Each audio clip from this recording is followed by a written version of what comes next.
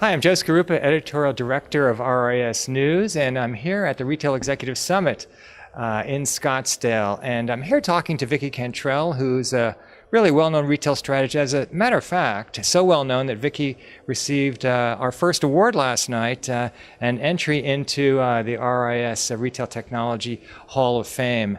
And in addition to that, Vicki is the chairperson for our event today. And Vicki just came off stage. And Vicki, you highlighted three things that you thought were themes in the conference. How important are they? Give us a little bit of background on that. You talked about leadership, innovation, and advanced technology. Right. And the three themes are, and I think it's important to put the difference between innovation and innovative business strategies, because innovation has become a buzzword, and I think what's more important is that you can innovate anywhere in your strategies, your people, etc., and look for innovative technology. So I wanted to call out that kind of differentiator.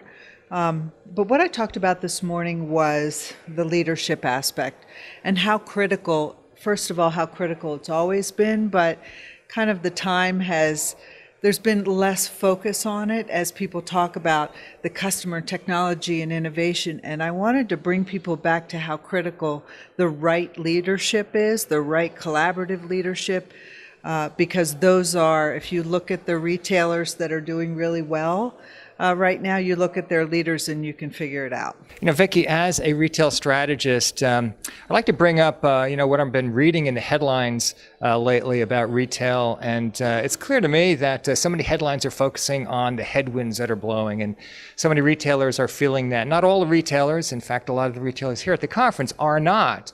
But nevertheless, a lot of retailers are feeling those headwinds, to use a euphemism. What's your perspective on this from a retail strategist perspective? So this is an important time, just like there have been many other important times in the industry. I've been at this for multiple decades, so I've seen big change at different times. But my perspective on this one is, first of all, it's a change that had to happen. It is a build-up of a lot of years. What's happening now is people reacting to the necessary changes. But what I don't like the clickbait talking about all the stores that are closing, because it only tells, while it's true and many are facing headwinds, it doesn't tell the whole story.